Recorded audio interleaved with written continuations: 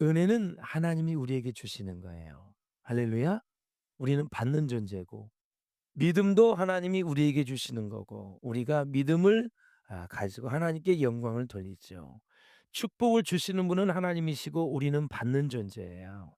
그렇기 때문에 무엇인지 은혜, 믿음, 사랑, 축복을 다 받는 거예요. 그래서 은혜 위에 은혜라는 말은 무슨 얘기냐면, 원문을 우리가 정확하게 해석한다면 하나님이 내게 은혜를 베풀어 주셨는데 말씀을 보고 깨닫고 보니, 십자가의 모든 사랑을 알고 보니, 하나밖에 없는 아들을 이 땅에 보내주신 하나님의 마음을 헤아리다 보니 그 은혜가 나에게 점점점 커져가고 이게 느껴진다. 그 뜻이에요. 할렐루야.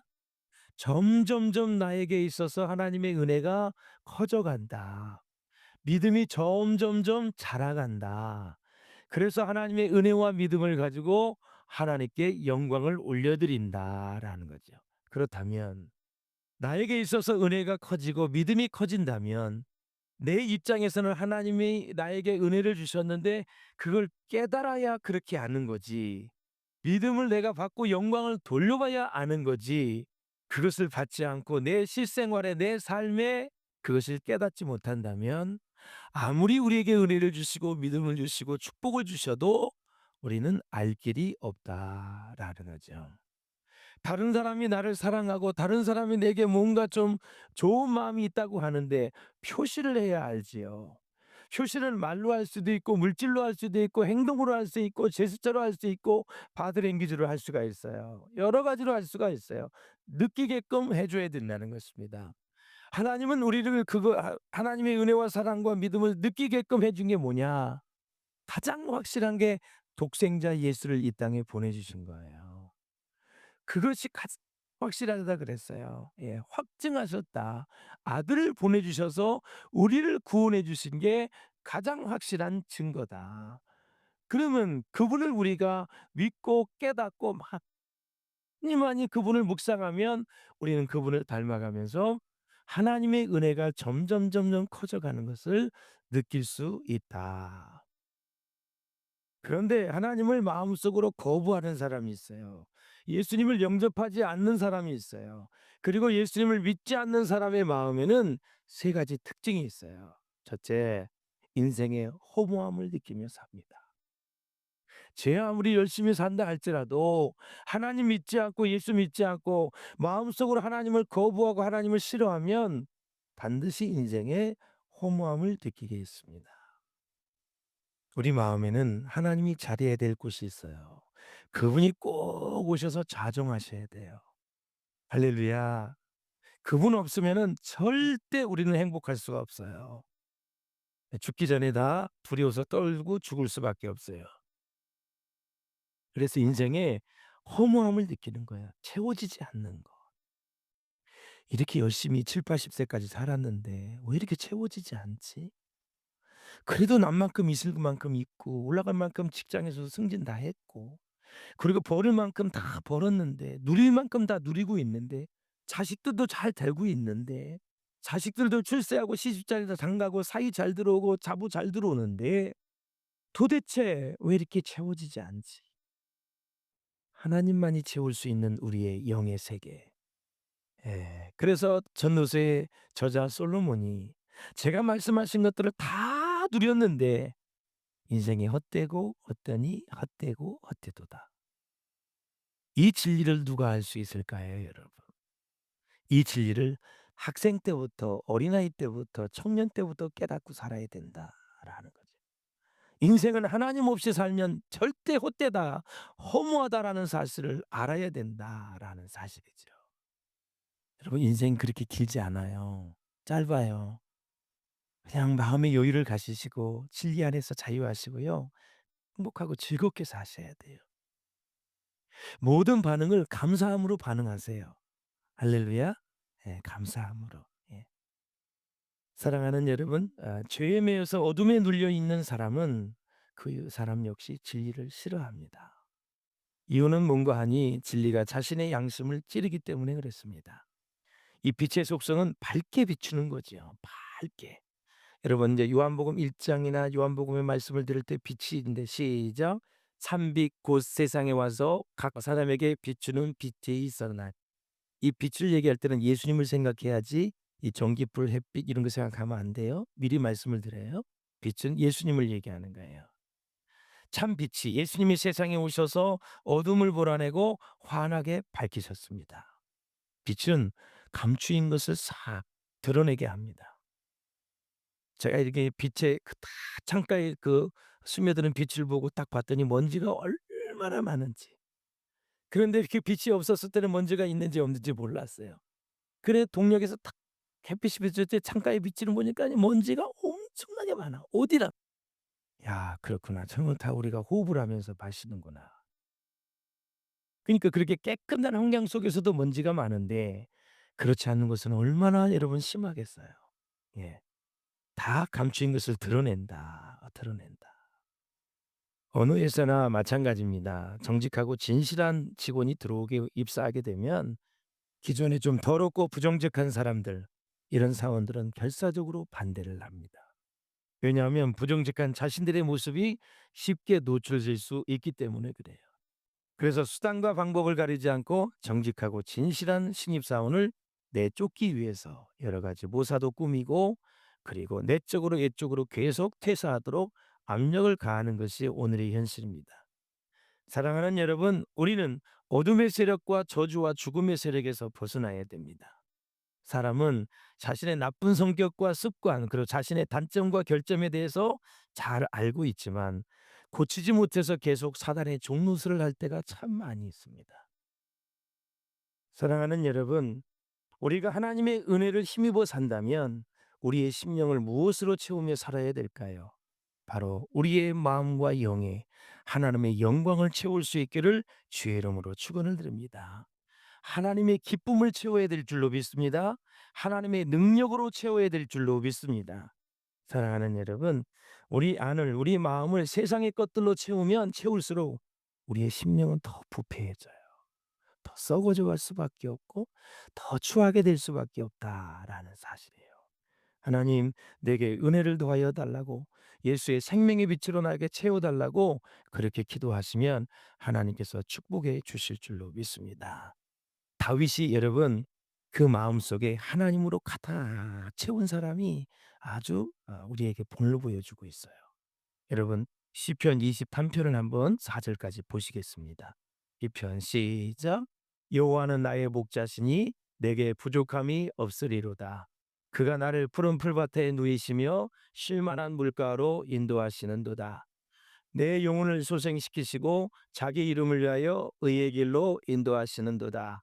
내가 사망의 음침한 물다기로 다닐지라도 해를 두려워하지 않을 것은 주께서 나와 함께 하심이라. 주의 지팡이와 막대기가 나를 안위하시나이다. 아멘. 다윗은 전지전능하신 하나님, 살아계신 하나님을 찬양하고 있고 그분께 지금 지배를 받고 있고 하나님으로 가득 채우고 주의 영으로 채웠어요. 그러니까 나의 인생을 부족함이 없게 만들어 주시는 분은 하나님이십니다. 하나님이십니다.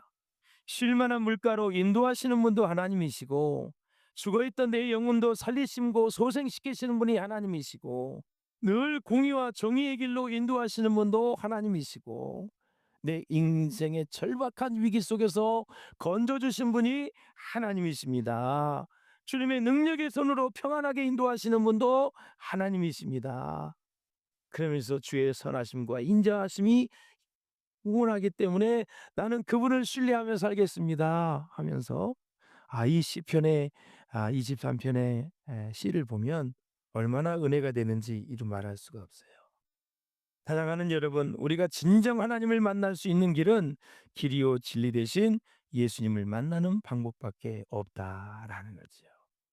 예수님은 나의 죄를 대신해서 십자가에 죽으셨잖아요. 모든 죄값을 대신 다 치루어 주셨잖아요. 주님을 깊이 만날 수 있기를 주님의 이름으로 축원을 드립니다. 제가 불기둥 기도회 때 말씀을 드렸잖아요. 오늘 학생이 기도 제목을 써서 감사헌금을 올렸는데 기도 제목이 바로 이거예요.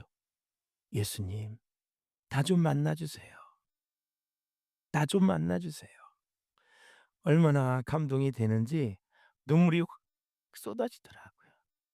나는 지금 예수님을 깊이 만나서 목회하고 있고, 예수님을 깊이 만나서 지금 사역을 하고 있고, 예수님을 깊이 만나고 생활하고 있는지. 하도 뭐 인격적으로 만나라, 예수님을 영으로 만나라 수없이 얘기를 하지만 하나님은 영이시고 예수님도 영으로 계시고 지금 성령님도 영이야. 하나도 보이질 않아. 그러니 예수님을 만나고 싶은데 도대체 어떻게 만나는 것이 예수님을 만나는 것인가? 음, 가르쳐 드릴게요. 우리는 인격적인 존재 지정의가 있잖아요. 예. 우리 예수님은 인격적인 분이에요. 성경은 성령의 감동으로 됐다 그랬어요. 그래서 예수님을 만나면 주님 성령이 임재 가운데 말씀을 읽게 하시고 있는 중에 깨닫게 하시고 예수님을 느끼게 하여 주시옵소서. 이렇게 하면 만나게 되는 거예요. 이게 성령의 감동으로 된 책이에요. 말씀이에요. 로고스 1장 1 절에 보면 태초에 말씀이 계시냐 로고스예요. 로고스가 여러분 말씀이라 그랬어요. 말씀이 예수라 그랬어요. 그러하기 때문에 이 말씀을 성령이 임재 가운데 읽게 되면 깨달아지게 되고 우리가 인격적으로 주님을 말씀을 통해서 만나는 거예요. 자, 누가 나에게 편지를 썼는데 이것을 편지의 내용이 그 사람이 마음을 실어서 사랑을 실어서 편지를 썼어요. 그럼 제가 이걸 읽어요. 그러면 '아 나를 사랑하는구나. 나에게 관심이 있구나.' 이걸 느끼면 그 편지를 통해서 교제가 이루어지는 거예요. 옛날에 펜팔 많이 안 하셨나요? 여러분 예? 우리 때는 많이 했잖아요. 그래서 이 말씀이 성령의 감동으로 됐기 때문에 내가 그 마음을 가지고 읽으면 성령의 감동 가운데 읽으면 이 성경의 저자가 하나님이시잖아요. 성령님이시잖아요. 그는 만나는 거예요. 할렐루야. 어? 말씀을 계속 읽으시면서 찬송하시면서 기도하시면서 주님 만나기를 사모하면 깊이 깊이 만나 주실 줄로 믿습니다. 여러분. 예. 그래서 우리가 연세를 불문하고 연령을 초월해서 정말 주님을 깊이 만나는 게 정말 중요한 거예요. 중요한 거예요. 어떤 사람은 이론은 많이 알아. 그러나 진짜 예수님을 인격적으로 만나지 못함. 우리 순장님들도 마찬가지예요. 술술술술 아는 것보다 더 중요한 게 내가 만난 그 주님 때문에 그 말씀을 준비하고 그 말씀이 내 말씀 레마가 되었을 때 선포하면 여러분 영향력이 다르다. 은혜가 다르다라는 사실이에요. 아는 것과 체험은 완전히 다르거든요. 체험은 반드시 성령의 역사가 들어가는 거예요. 알면 지정이 그냥 이성적인 것만 아는 거예요. 그 이성에 성령의 기름을 부어 줬을 때 그 말씀이 감동이 되어지면서 내가 깨닫게 되는 거죠. 할렐루야. 왜 전쟁을 두려워할까요? 왜 말기암 선포를 받고 선고를 받으면 두려워할까요? 죽기 때문에 그렇습니다. 죽기 때문에. 예? 죽음 이후에 사후의 세계를 알고 천국을 확신하는 사람은 절대 죽음을 두려워하지 않습니다. 자, 요한복음 1장 4 절을 한번 읽어 보세요. 시작. 그 안에 생명이 있었으니 이 생명은 사람들의 빛이다. 아멘. 예수님 안에 생명이 있는 것입니다. 그러니까 예수님을 영접하고 예수님을 내가 믿으면 그 생명이 내 안에 임하게 되는 거죠. 그 죽었던 영을 살리는 거예요. 이 살아있는 존재가 됐고 그래서 하나님이 흙으로 사람을 만드시고 생기를 부었다 그랬어요. 그래서 사람이 된지라 그랬어요. 이게 뭐냐 생용, 살아있는 영적 존재라는 거예요. 그런데 살아있는 영적 존재인데 하나님이 먹지 말라는 선악과를 따먹음으로 인해서 불순종의 영이 임했고 그래서 죄를 지어서 살아있음이 사라진 거예요. 그냥 영적 존재에 있는데 죽은 영적 존재가 된 거예요. 죽어 있었던 우리의 영이 예수 그리스도를 믿음으로 내 죄를 대신 치러 주신 예수님을 믿음으로 생명이 내 안에 들어와서 죽어 있던 영이 살아나서 그때부터 영생이 시작된 거예요. 아무리 인제 죽어도 우리는 천국에 갈 수가 있는 거죠. 예, 살아있는 영적 존재로 주님을 믿는 존재로 살아가고 있기 때문에 그렇다라는 거죠. 할렐루야. 정말 제가 고1 때 그렇게 성령의 불을 받고 예수님을 만났잖아요. 참 신비해요. 저는 그때 정말 취업을 할 건지 공부를 할 건지 고민을 엄청나게 많이 했었어요.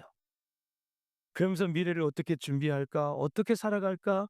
어떻게 해서 정말 성공할까? 출세할까? 막 이런 거. 예. 우리 선배님이 와서 말하기는 뜻이 있는 곳에 길이 있다고 얘기해 줬는데 그러면 미래를 위해서 열심히 준비하라, 공부하라 막 얘기해 주잖아요. 그런데 공부를 할 건지 운동을 할지 선택을 해야 되잖아요.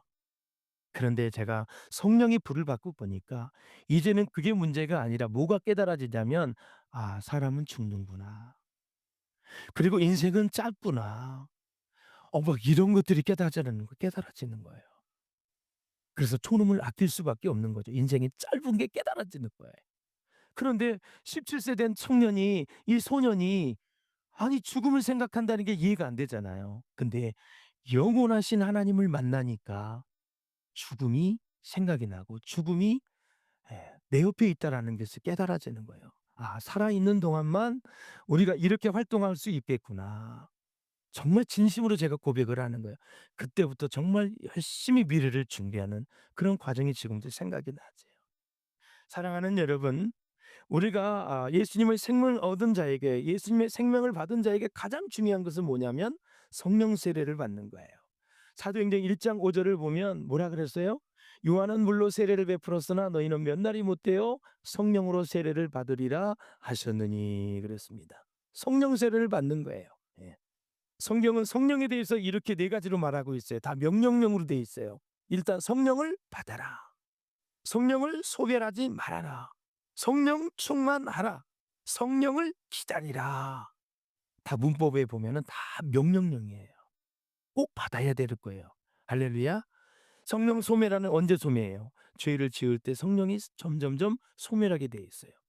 그래서 우리는 성령님의 임재와 충만을 위해서 기도해야 되는데 사랑하는 여러분, 이 빛에 대해서 본문에는 세 가지 증거를 말씀하고 있어요.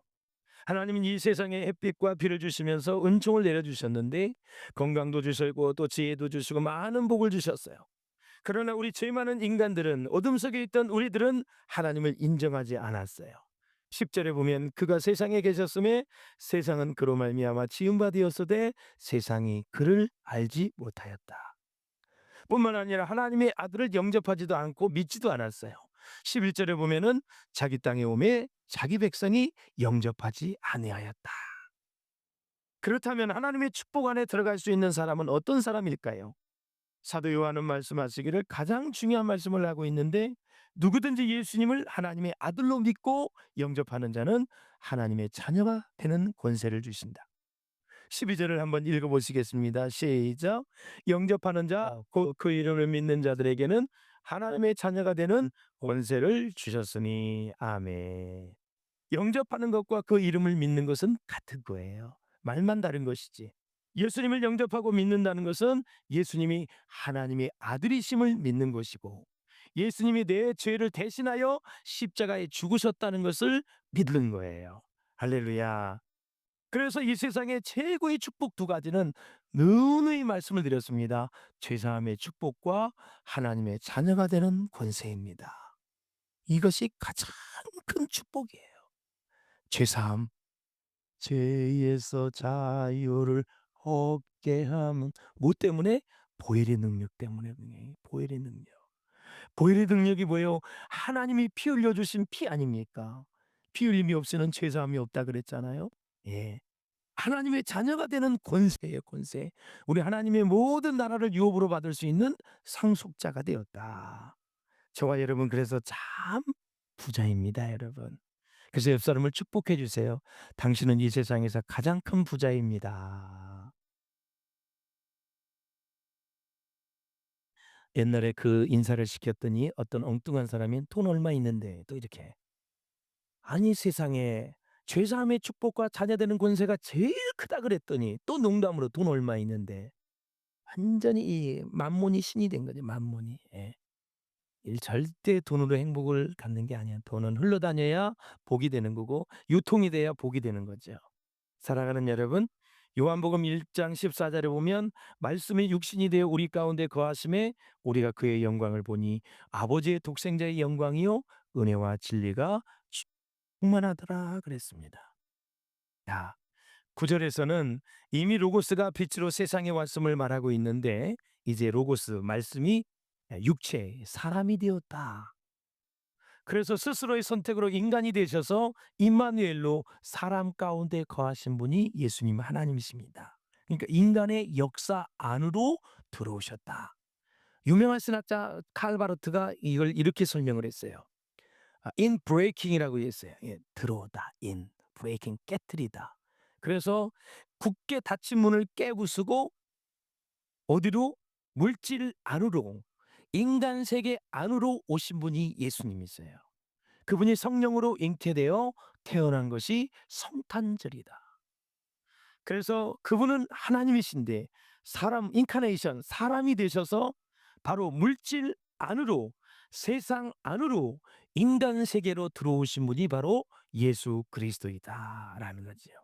근데 그분은 은혜와 진리가 충만한 분이다. 그럼 은혜가 무엇이고 진리가 무엇인가? 은혜는 죄인을 향한 하나님의 무한한 사랑이 바로 은혜이다. 영원한 사랑을 말씀하고 있는 거예요. 할렐루야. 진리는 끝까지 우리를 버리지 아니하시고 우리를 책임져 주시는 사랑. 진실한 언약을 통해서 우리에게 말씀하신 그 하나님. 그래서 은혜와 진리가 충만한 분이 인간 세계 안으로 물질 안으로 세상 속으로 들어오셔서 모진 고난을 다 당하시고 고통을 당하셔서 우리의 죄를 대신해서 죽어주신 예수 그리스도. 그분을 믿을 때 우리가 구원을 받는데 그래서 그분은 왜 겸손하냐? 사람으로 오신 겸손하신 예수님은 바로 겸손이 뭐냐? 사람이 낮아지는 것을 말하는 것이 아니라 하나님이 인간 되신 것이 바로 이 세상의 최고의 겸손이다라는 사실이죠. 가장 낮은 곳으로 오셔서 말구육관에서 태어나신 분이 예수 그리스도이시다. 진정한 신자는 성숙된 신자는 낮은 곳으로 내려가서 그곳에서 빛을 발하게 될 줄로 믿습니다. 사랑하는 여러분, 온유하고 겸손하신 예수님의 성품을 본받아서 정말 이 대강절에 이 대림절에 간절히 우리가 메시아를 삼하고 있는데 다음 주는 대망의 성탄절입니다. 또 이제 22일 날 주일에는 성극을 우리가 준비를 했어요. 한 사람씩 꼭 데리고 오셔서 주의 은혜를 나눌 수 있기를 주의 이름으로 축원합니다. 그 성극의 전체의 주제 딱 하나는 예수 그리스도입니다. 그분을 찬양하고 그분을 경배하고 그분을 계속해서 찾는 그 아름다운 모습 속에서 얼마나 은혜를 받았는지 여러분 다음 주에 기대하시고 여러분 죽어가는 영혼들을 주님 품으로 인도하는 저와 여러분 될 수 있기를 주의 이름으로 축원합니다. 이 세상에 좋은 것을 다 가지면 복 받았다고 생각하지만 진정한 복은 다 어디에 있을까요? 바로 예수님 안에 있습니다. 할렐루야. 그 예수님이 우리의 인생의 주인이 되셔서 이 대림절에 다음 주에 성탄절에 주의 은혜와 사랑과 축복이 넘치는 우리 인생이 회복되어지는 상처와 아픔과 고통이 다시 감사와 회복으로 나아가는 은혜가 있으시기를 주의 이름으로 축원합니다.